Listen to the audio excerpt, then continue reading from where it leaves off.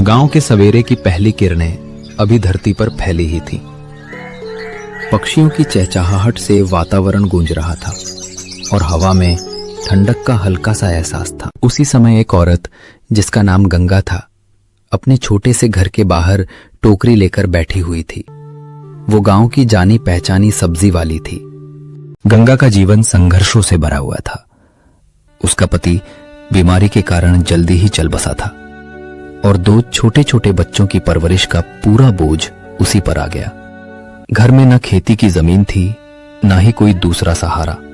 ऐसे में उसने अपने जीवन को चलाने के लिए सब्जी बेचने का काम शुरू किया। गंगा सुबह सुबह खेतों में जाती, किसानों से ताजी सब्जियां खरीदती और उन्हें अपनी टोकरी में भरकर गांव की गलियों से लेकर कस्बे की मंडी तक बेचने जाती। उसके पांव अक्सर धूल और कीचड़ से भर जाते, लेकिन उसके चेहरे पर हमेशा आत्मविश्वास और मेहनत की चमक बनी रहती। गांव के बच्चे अक्सर उससे हंसी मजाक करते। गंगा दीदी, आज कौन सी सब्जी लाई हो? आज हरी भरी भिंडी है, ताजे आलू हैं और देखो ये टमाटर तो जैसे लाल मोती लग रहे हैं। उसकी ये मीठी बोली ही थी जो ग्राहकों को उसकी ओर खींच लाती। गंगा जानती थी कि उसके ग्राहक सिर्फ सब्जियां ही नहीं खरीदते, बल्कि उसके व्यवहार और ईमानदारी पर भी भरोसा करते हैं। लेकिन सब्जी बेचना इतना आसान नहीं था।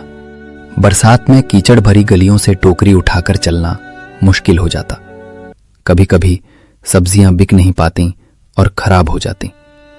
कई बार लोग उधार ले जाते और महीनों तक पैसे नहीं लौटाते। गंगा के दिल में कई बार थकान और हार मानने का भाव आता, लेकिन जैसे ही वो अपने बच्चों का मासूम चेहरा देखती, उसका मन मजबूत हो जाता। वो सोचती, मुझे उनके भविष्य के लिए मेहनत करनी ही होगी। अगर मैं हार मान गई। एक दिन कस्बे के एक स्कूल में माता पिता की मीटिंग थी। गंगा ने हिम्मत करके अपने बेटे और बेटी को वहां ले जाकर दाखिला दिलवा दिया। फीस भरने के लिए उसने कई दिनों तक और भी ज्यादा मेहनत की। सुबह जल्दी उठती, दूर दूर जाकर सब्जियां बेचती और रात को थकी हारी घर लौटती। उसके बच्चे पढ़ाई में अच्छे निकले। बेटा गणित में तेज था और बेटी को कहानियां लिखना बहुत पसंद था। गंगा ने अपने बच्चों को हमेशा यही सिखाया, ईमानदारी और मेहनत से बढ़कर कोई चीज नहीं। कभी हालात से डरना मत। धीरे धीरे गांव के लोग भी गंगा की मेहनत और ईमानदारी को समझने लगे। जब कोई शादी ब्याह होता तो लोग उससे सब्जियां खरीदने के लिए बुलाते। कस्बे के व्यापारी भी उसकी सच्चाई से प्रभावित होकर उसे अच्छा दाम देने लगे।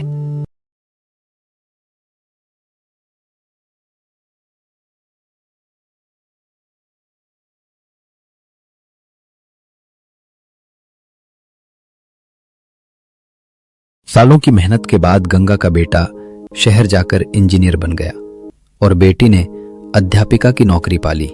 दोनों ने अपनी मां का सिर गर्व से ऊंचा कर दिया। गरीब सब्जी वाली गंगा की कहानी हमें ये सिखाती है कि जीवन चाहे कितना भी कठिन क्यों ना हो, अगर इंसान में हिम्मत और लगन हो तो वो अपने सपनों को पूरा कर सकता है।